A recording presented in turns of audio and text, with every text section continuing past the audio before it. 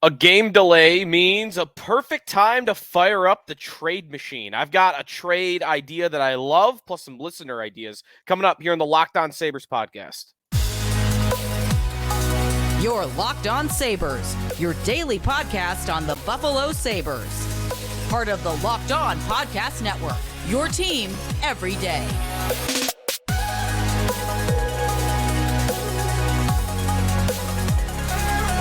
And thanks for making Locked On Sabres your first listen every day. We are glad to have you in, part of the Locked On Podcast Network, your team every day. Today's episode of the Locked On Sabres podcast is presented by Sleeper. Download the Sleeper app. Use the promo code Locked On NHL to get up to a $100 match on your first deposit. Terms and conditions apply. See Sleeper's terms of use for details. We're going to fire up the trade machine today because we've got a game delay between Buffalo and Chicago. It was originally scheduled for Wednesday night, 7:30 on TNT, but that game has been postponed due to a very bad snowstorm that we have right now here in Western New York, and especially around the city, which, of course, is the biggest reason why this game was canceled. The Bills game getting postponed on Sunday, that storm hit Orchard Park. Wednesday storm hitting more the city and the areas right around it. So, not a surprise to see that happen. I will say, the one thing that I thought would keep the game there was it was nationally televised on TNT. And I didn't think TNT was going to want to have that happen. And I think it's probably true. Mark Polenkars, the Erie County executive, said that he and the county were pushing the NHL to postpone the game. So TNT then goes and gets Florida versus Detroit for TNT at 7:30 on Wednesday. So Sabres and Blackhawks now 7 o'clock on Thursday, and that game should be broadcast on MSG instead of TNT. So that's all the details of what we're looking at today, which means it's a great time to talk trade. My original plan for this show was 3 trade ideas, 3 hypothetical trade ideas that I would come up with, and then some ideas that you would come up with, the listener. I got to my first trade idea, and I loved it so much. I've started, the more research that I did on this hypothetical trade idea, the more I fell in love with it, and the more I wanted to do one show committed solely to this player and this trade idea. Rasmus Andersson of the Calgary Flames. If you're not that familiar with the player, stay tuned for the second and third segment of today's show, because I'm very excited to talk about Andersson. But before we get into that part of the show, some other things to get to. We already told you about the game being delayed.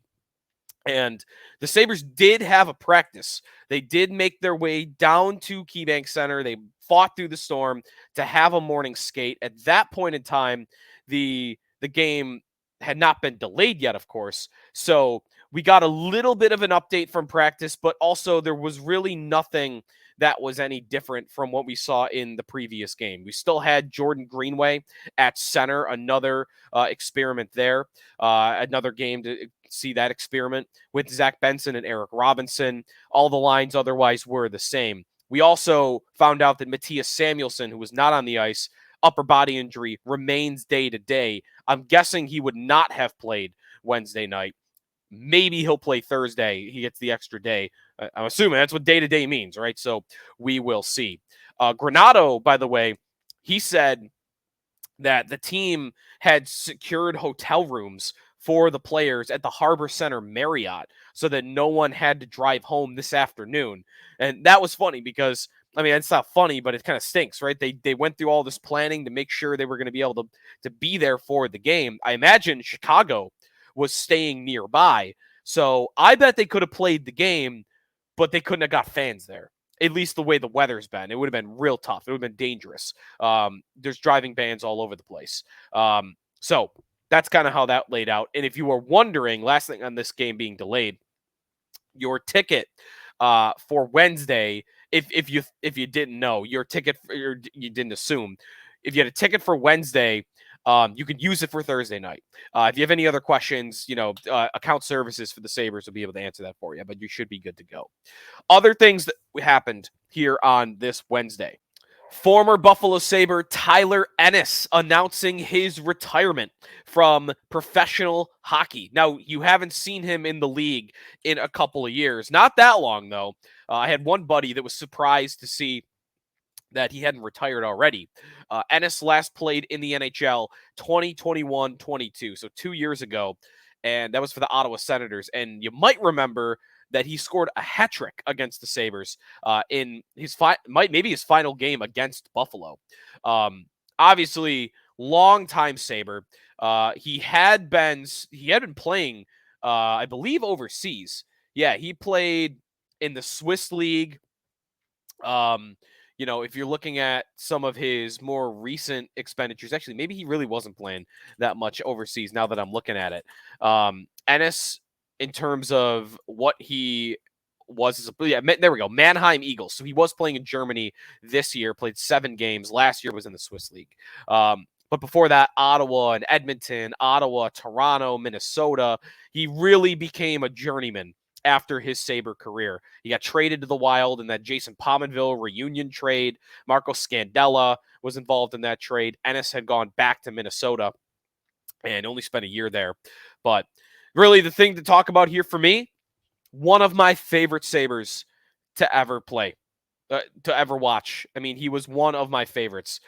His style was so exciting. I mean, I'm a big Max Afinogenov fan. Why am I a big Max Afinogenov fan? Because every time the guy touched the puck, something special could happen. Afinogenov was super fast and had the hands on top of it. Ennis was super fast. Slick is one word that I would definitely use to describe him. Smooth, and I would actually not even really smooth, jittery, right? It was like a jitterbug, back and forth moves. His skating matched his stick handling in that way. My buddies used to yell at me all the time playing hockey in the last 10 years while Ennis was playing, because I'd watch Ennis do a move in the NHL, and then I would try it because I like trying different moves. And Ennis always had this new one that you had never seen before, or that you hadn't seen very often. The stick handling was, to me, the number one thing about him. And, he ended up playing 8 years for the Sabres. He was here longer than you might think, because he made his debut in the division winning season in 2009, 2010. And remember, that year he showed up late in the season. His rookie year, 9 points in 10 games. And this kid's a revelation. He's for 150 soaking wet, super small, but 9 points in 10 games. All right, let's go to the playoffs with this guy. And he played for them in the postseason against Boston at 150 pounds. And in that series, he had 4 points in 6 games, one of the better offensive players for the Sabres, played 17 minutes a night. And then the next year, in the 2011 quarterfinals against Philadelphia, he scores what ends up being, amazingly, the last Sabre playoff winning goal in overtime, Game 5 against the Flyers. And that actually ends up being Rick Jeanneret's final playoff game-winning goal call. You want to be a hero? Tyler Ennis is a hero. Not one of the most famous RJ calls, but solid call and solid rebound goal. We thought they were going to win that series after that goal for sure, going back home to Buffalo. And then he rattled off a solid career. He never became what I thought he could. I loved the player, and I probably loved him too much, given what he was, but I really thought was going to be like a 70-point guy. And he never topped 49, which is what he had in that first full season for the Sabres. Big reason why? Injuries, right? He had a lot of concussion problems. And he's, not quite Tim Connolly for this, but he's on the list of what if, what if he didn't have all those concussions, Tyler Ennis. I think he could have been a lot better than he certainly was at the end, because at the last 2 seasons for the Sabres, once really Jack Eichel arrived and O'Reilly was there and he was more of a secondary scorer, he just didn't have it anymore. But again, a lot of that was concussion. Did a great job, though, to rebound and become a serviceable player in other spots. He had 16 goals in the 2019-20 season, splitting that between Ottawa and Edmonton. He had a decent season in Toronto before that, so he got a couple of years off there at the end, but never ended up being what I thought he could have been. But love Tyler Ennis as a player. He reminded me of how long it's been since the playoffs have happened for this team. The Sabres have not made the playoffs. Tyler Ennis, that was year 2 for him. He went on to play 13 years of professional hockey, and they haven't been back since. So, inspired by Tyler Ennis's retirement, new segment, new regular feature here on the Locked On Sabres podcast, Droughtology of the Day. I got a fact that just comes from anything. It could be pop culture, it could be politics, it could be the world of sports, it could be the Sabres. Just a fact, a statement that just signifies how long it truly has been since the Buffalo Sabres were last in the postseason. So, okay, my first iteration of Droughtology of the Day. And we are going to stay in the world of sports, but we're going to go to the NBA for Droughtology of the Day. LeBron James had 0 championships the last time the Sabres were in the playoffs. He had not yet won an NBA title. He's sitting now on 4. He hadn't even won for the Miami Heat left yet. How long ago was that he was in Miami not winning championships? Won 2 there, then 1 for the Cavs. All of that Cavs-Warriors rivalry for 5 years. That hadn't happened yet. Then to the Lakers. I mean, so long ago that LeBron James had not yet won a championship. That's how long it's been since the Buffalo Sabres were last in the Stanley Cup playoffs. All right, Droughtology of the Day. We're going to have some fun with that. I got a good one already cooked up for tomorrow that I can't wait to read off. So that we'll get to that next time. When we come back, I love this trade idea. I can't believe how much this was just sitting out there. And he might be available. Probably not, but it's not inconceivable that he would be. Rasmus Andersson. Let's talk about the Calgary Flames defenseman when we come back here on the Locked On Sabres podcast. We are presented by Sleeper. Go to the Sleeper app, and it's about the halfway point of the season. It's just a little bit past for the Sabres, and it's not going great in the standings, but you can win big by playing daily fantasy hockey on Sleeper, the official daily fantasy app of the Locked On NHL Network. Sleeper is our number 1 choice for daily fantasy sports, and especially daily fantasy hockey. Sleeper is our number 1 choice because with Sleeper, you can win 100 times your cash in daily fantasy hockey contests. Check out what players could win big this week. I like Tage to score Thursday night against Chicago. I've really liked him to get going lately, and it started to happen a little bit. All you got to do is pick whether studs like Tage or Alex Tuck or on other teams, Nathan McKinnon, Sidney Crosby, Alex Ovechkin will record more or less than their sleeper projections for things like goals, assists, saves, plus minus, and more in a given game. And to win a 100 times bet on Sleeper, you need to correctly predict the outcome of 8 player stats. And then you can win 100 times your money playing daily fantasy hockey with Sleeper. So start paying attention, nail your picks so you can start winning big. Use the promo code LOCKEDONNHL. You're going to get up to a $100 match on your first deposit. Terms and conditions apply. That's code LOCKEDONNHL. See Sleeper's terms of use for details and locational availability. Welcome back to the Locked On Sabres podcast. Hey, if you're looking to get more on the NFL playoffs, then check out Locked On Sports Today, here for your 24/7, covering the top sports stories of the day. The first ever national sports 24/7 streaming channel on YouTube. Local experts of Locked On, plus the national shows covering every league. Go to Locked On Sports Today on YouTube and subscribe to the first ever national sports 24/7 streaming channel. Okay. My original idea was 3 hypothetical trade ideas. Fell in love with one. Before we get to that, very quickly, I want to give a shout out to one listener on our text line, joinsubtext.com/LockedOnSabres, to who passed this idea along. The player, not this package. I kind of edited the package a little bit, but thanks to the texter that texted in about Rasmus Andersson. And I want to get to some other ideas from the text line at the end of today's show, so stay tuned for that. But the Calgary Flames defenseman Rasmus Andersson. He is not reportedly available, but we've talked about Calgary. I've never seen an impending blow up take this long, but I still think it is inevitable. There have been rumors about this potential blow up for the Flames for about a year. And if you look at where they are in the standings, they are not meeting expectations for what their expectations are. They are a veteran team that decided with Huberdeau and Kadri and all these veteran contracts that they gave out, and the fact that they have veterans coming up on expiring deals, they are in win now mode as much as anybody in the league.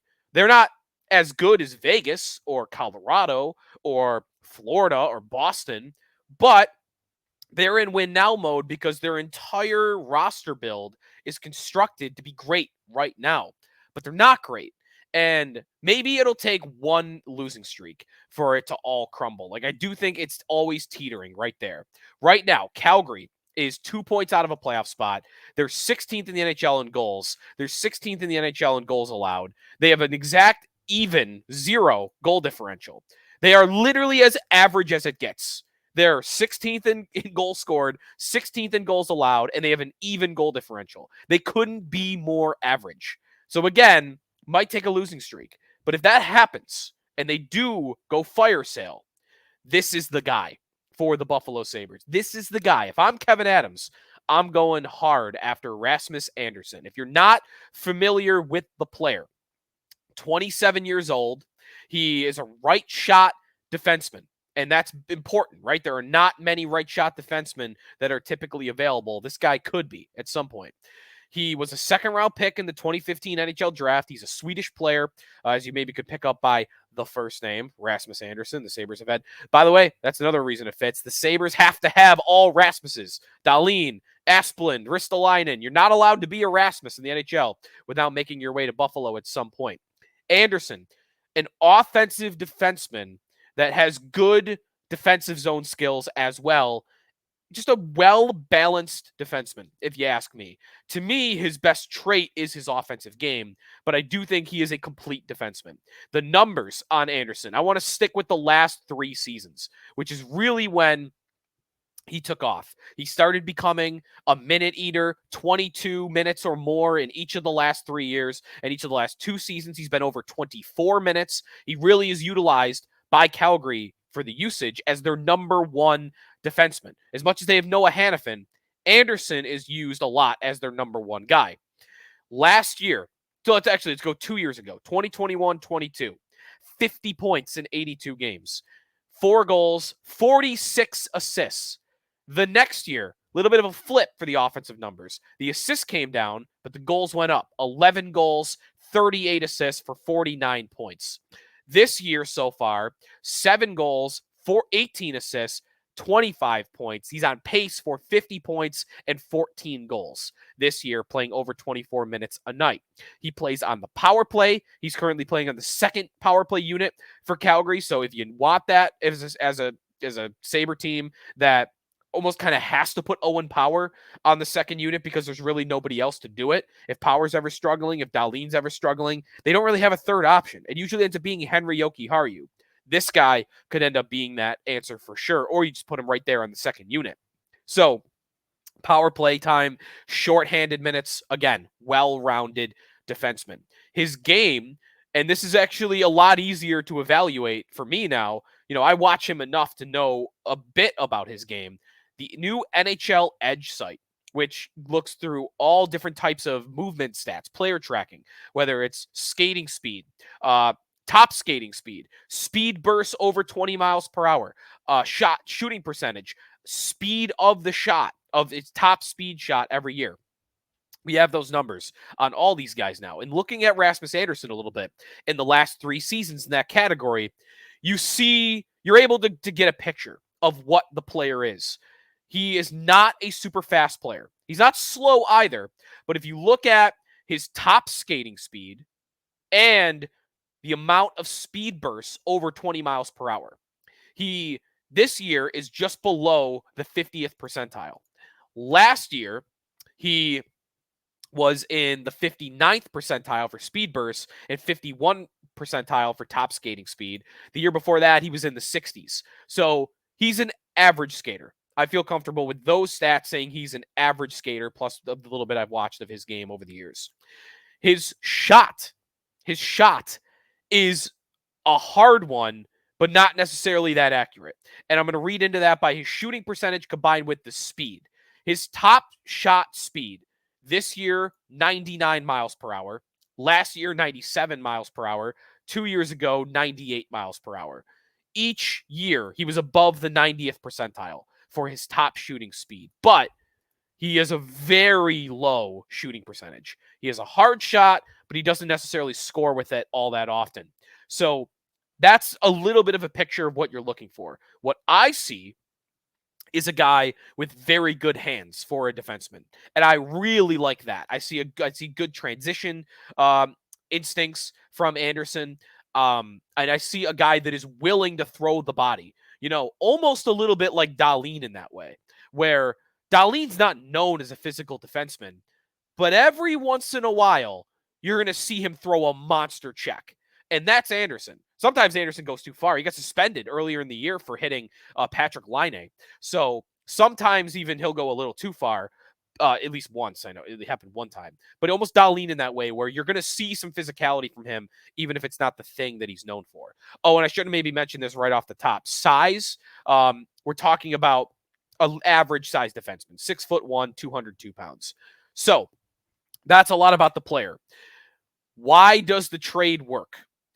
Andersson doesn't have a no trade clause in his contract until this coming July. And that matters because the Sabres are back, in my opinion, given where they are in the standings. They are likely, again, on everybody's no trade list. But this guy doesn't have a no trade list. So that's important because a lot of guys that come up, you can't talk about because no movement clause. There's no way he's coming here. That is not the deal here with Rasmus Andersson.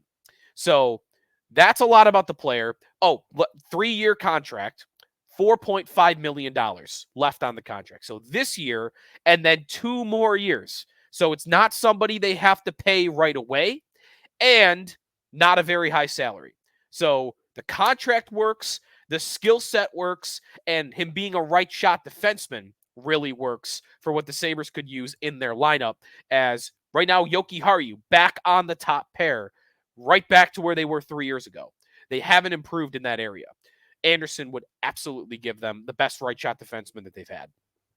When we come back, 2 things. Why Andersson trade works for the Flames, the package that I have, I should say, and why that works for the Flames. I think they would be intrigued by what I would have to offer. That's coming up here on the Locked On Sabres podcast. We are presented by eBay Motors. Passion, drive, and patience. What brings home the winning trophy is also what keeps your ride or die alive. eBay Motors has everything you need to maintain your vehicle and level it up to peak performance, from superchargers, roof racks, exhaust kits, LED headlights, and more. Whether you're into speed, power, or style, eBay Motors has got you covered. With over 122 million parts for your number one ride or die, you'll always find exactly what you're looking for. And with eBay Guaranteed Fit, your part is guaranteed to fit your ride every time or your money back. Because with eBay Motors, you're burning rubber, not cash. With all the parts you need at the prices you want, it's easy to turn your car into the MVP and bring home that win. Keep your ride or die alive at ebaymotors.com. Eligible items only. Exclusions apply. eBay Guaranteed Fit only available to U.S. customers. Sneaky Joe DiBiase back here on the Locked On Sabres podcast. Love Rasmus Andersson as an idea for the Sabres. Why might Calgary do it? And is there a package that is enticing to them to get that done? Well, here's why, if I could do my best to make a case for why he could become available, I would start with his value will never be higher. So you got to get the Flames into a position where they're ready to go fire sale, and they know because of Whether it's Noah Hannafin upcoming as UFA, he tells them I don't want to stay. Chris Tanev, an upcoming UFA, tells them that I'm not re-signing here. Whether it's Elias Lindholm, this is really the biggest name here at center, tells them as an upcoming UFA, yeah, I don't really want to do this. Dylan Dubé is an upcoming RFA, can have the same conversation with them. A lot of these guys can do that. Andrew Mangiapane, 1 year out after next year, he's a UFA, can give them an indication, I don't want to stay. And if Calgary gets the message from enough of their players, and that seems to be what's happening there, that they don't want to stay long term, then they go, all right, time to sell and trade pieces. They don't have a lot other than expiring contracts. Jonathan Huberdeau is untradeable because of his contract. Nazem Kadri is untradeable because of his contract. Maybe Jacob Markstrom is tradable, $6 million, 2 more years. Mackenzie Weegar, I think untradeable because of how big his contract is. Andersson is, to me, their most tradable asset. And he'll be 30 years old at the end of this 3-year deal, the 3-year remaining. So now would be the time to do it if they get into that mode of selling. What Calgary should be looking for. Here's the package that I came up with. The original texter that brought this idea up had Casey Middlestat involved in the deal. Now, in terms of value, if this were a video game, I think you could plug Casey Middlestat in, maybe even 1-for-1 with Rasmus Andersson, and it might work. Middlestat is younger. Middlestat is on pace for 70 points this year, and Middlestat does give Calgary some more ability down the middle to replace Elias Lindholm, assuming Lindholm is about to walk away. But here's why I don't think they'd be interested in Casey Middlestat. There's no way in my mind Casey Middlestat is signing there. He's an upcoming restricted free agent. He can tell a team, I'm only signing a 1-year deal and then I'm walking away. That's exactly what I think Middlestat would do. And I think Calgary would know that, and they would tell the Sabres, what are we going to do with Casey Middlestat? He's not going to sign here. We're about to maybe go through a rebuild. Nobody wants to stay in Calgary right now. He's going to go back home to Minnesota before he stays here. So Calgary, to me, would not be interested in Casey Middlestat. Here's the package that I came up with something that I think Calgary would be interested in. And if you're watching on our YouTube channel, by the way, you can check us out there. You'll really know that I had 3 ideas originally because I've got this labeled as trade hypothetical number 1. I'll get to those other 2 maybe in a later show. What I would give up to get Rasmus Andersson, what I would offer the Flames, I would start with Mattias Samuelsson. Here's why. Left shot defenseman, and the Sabres are good at left shot D for the future without Mattias Samuelsson. Dahlin, Power, Ryan Johnson. They don't need it. And I like the player. I like Samuelsson. They just don't need him, is the way I would put it.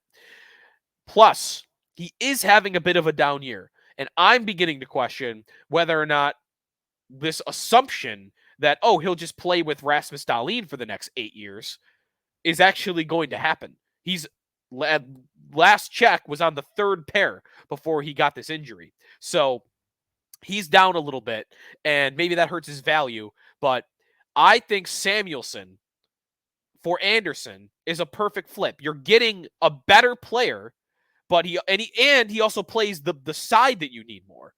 And he's a more well-rounded player. Samuelsson is a good defensive player, but doesn't contribute a lot in the offensive zone. Andersson is like a 200-foot player. Offensive zone, defensive zone, and neutral ice. He is an upgrade over Mattias Samuelsson.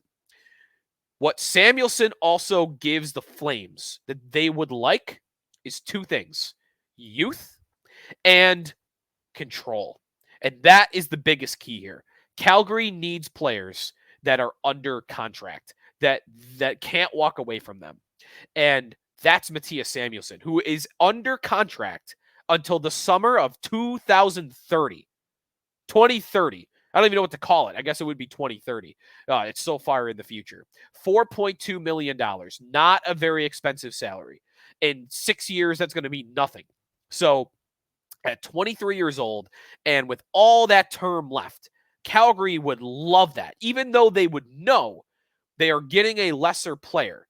They're getting more control. They're getting a little bit more future, 4 years of age difference. And on top of that, I'm offering them Isaac Rozan, and a second-round pick. The second-round pick's just a throw-in. Then you always see a throw-in pick to trades like this, so I just put that in there. But Rosen, to me, is the prospect that I would start with, and to me is the most easily tradable because of the guys you got, he's closer to NHL ready. I mean, I'm going to take the Sabres cue for that because he got called up and he stayed longer than Yuri Kulik. He got called up over them keeping Matthew Savoy in the organization. Noah Oslin's a couple years out. We just had our prospects podcast. Rosen, to me, seems like the right prospect to try to deal right now. And he's young, caught controlled, love all of that part of it for Calgary. And he was a first-round pick, so despite the fact that he might be the Sabres' like 5th or 6th most valuable prospect, on a lot of teams, he might be the most valuable prospect. At least some teams, Rosen would be the most valuable prospect. So I'm going Samuelsson, Rosen, and a second-round pick for Rasmus Andersson. I'm getting better on the blue line for the Sabres, and I'm letting Calgary get 2 cost-controlled players that they're going to have a part of their future should they get into selling mode. Plus, I'm going to give them a little sweetener in terms of a second-round pick. That's the offer that I would have. If you love it, if you hate it, if you think there's a reason why this doesn't work, then hit me up. Join subtext.com/LockedOnSabres to get in and get on the Locked On Sabres text line, become a sortie, or you can hit us up on Twitter at Locked On Sabres. Plus, you always have the YouTube comment section available to you as well. Couple of other trade ideas from listeners that I wanted to mention here at the end of the show. We'll get connected with you from our Locked On Sabres group chat. Let's go and start with an idea for in Calgary. Chris Tanev, Connor Clifton, Victor Olofsson for Chris Tanev is an idea that one listener has. Very quickly on that, Tanev is an older player, 34 years old. He would be an upgrade for the Sabres, also a right shot defenseman, but I just am not that excited by the player for a rental. And if the Sabres were closer in the standings, if they get closer in the standings, I might be a little bit more willing to do that. Plus, I don't think Calgary wants Connor Clifton. I don't know that anybody would want Connor Clifton. Right now, that's a bad contract. It doesn't matter for the Sabres because they're so far below the cap. But I don't think a lot of teams are looking, Connor Clifton at 3 years, $3.3 million. And Olofsson, maybe they would like Olofsson for Tanev. But I don't see a need for that trade on either side. I don't love it for either side yet. Maybe if we get close to the deadline, the Sabres are in it. Here's a bigger one. Noah Ostlund, Matthew Savoy, and a second-round pick for Jake Gensel if he agrees to an extension. Okay, I'm interested. You caught my attention with Jake Gensel, who on the Athletics trade bait board from last month was in the top 3. He's a great player, over a point per game. He's going to have 30 goals this year again for the 3rd year in a row. 20 minutes a night playing with Sidney Crosby. I do think he's a great player even outside of Sidney Crosby. Of course, that inflates his production. But biggest question here, you kind of said it. If he agrees to an extension. And I am not in a position to assume anybody would agree to an extension with the Sabres unless they're willing to overpay. And in this case, what would overpaying Jake Gensel be? $10 million. Just the number that came to mind. $10 million. I bet he's an $8 million player. Go $2 million over that, and maybe he would sign with you. So, you like the idea of paying 29-year-old Jake Gensel 7 years, $10 million per? Because I personally don't. I like the idea is interesting. He's a great player. He would make them a lot better right now. He would really help their goal scoring problems this year. But I think that one's a lot tougher to pull off than you might think. Last one. No, 2 more. 3 prospects and some draft picks for Tom Wilson. Tom Wilson, there's always that fan out there that wants the biggest, toughest, meanest guy that they could get that also can play. Tom Wilson this year, 12 goals in 41 games. He's on pace for another 20-goal season. He had a couple in recent years, but the age doesn't work for me. He's about to be 30 years old in a couple of weeks. And, that's a lot to give up. 3 prospects and some draft picks. I don't know what you mean, what level of prospect. If we got B, C level prospects, then okay, I might be willing to do that. But to me, they already made this trade. Now, they made a watered-down version of it, but they traded for Jordan Greenway. I mean, that's the same type of style. Greenway doesn't have the offensive numbers that Wilson does. He's not as good of a player, and he's not even as big and mean. But that's the style Greenway is. You already did this. on a cheaper level. So I don't really have any appetite to see them go trade for Tom Wilson. But again, nice idea. Interesting idea. And then finally, this one might be the most realistic. Olofsson with salary retained and a mid-round pick to San Jose for Anthony Duclair. I don't think you need the salary retained, but Olofsson for Duclair just feels like the right trade. You get two guys that are struggling right now, playing reduced roles Duclair's not playing as much of a reduced role, but Olofsson is. You flip-flop them, change the scenery, and the Sharks get a mid-round pick on top of it, which just signifies that Duclair's having a better season than Olofsson is. And then the Sharks can spin Olofsson, try to get him going, play him top power play, play him on the first line because their team is so bad, and go get some value for Olofsson at the deadline. The Sabres, meanwhile, get a better player. Duclair right now is a better player than Victor Olofsson is. He's not great. He's got 8 goals in 40 games. We're talking a 16-goal pace, 16 assist pace, so 30-plus points. Not that great. But he is only 2 years removed from a 30-goal season with Florida. So I kind of like that. It's a cheap move. It's a flip-flop move, a change of scenery move. The Sharks still get a piece that they could sell at the deadline, which is all they care about. And the Sabres get a play. They get to move on from Victor Olofsson. And to me, that's the best thing I like about this trade. I just don't think Olofsson has any future left here. I think Renato has proven that he doesn't trust him anymore. Even on the power play, he's playing fourth line minutes. Olofsson wanted out in the summer, so you kind of appease him by doing that. You get something that could go well, and if the Sabres continue to fall out of the race, then you could spin Duclair at the deadline for a second or a third round pick. So I like this deal. I think that this is something that should happen. This should happen between Mike Greer and Kevin Adams. Thanks for the text. All right. How do you like these trades? You can let me know on that as well. But that's going to do it today for the Locked On Sabres podcast. A preview episode tomorrow now for the Chicago game. So we'll talk about that on Thursday.